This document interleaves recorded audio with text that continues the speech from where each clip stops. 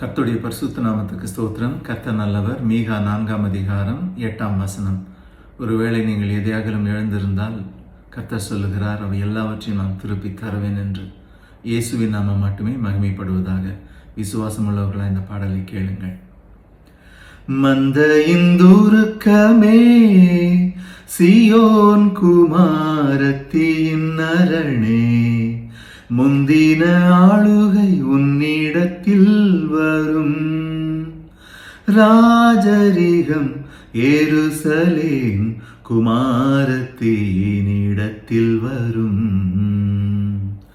மந்தையின் துருக்கமே, Zion குமாரத்தின் அரணே, முந்தின ஆளுகை உன்னிடத்தில் வரும்.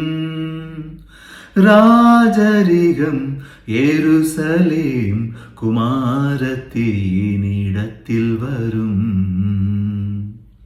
கர்த்தர் நல்லவர்.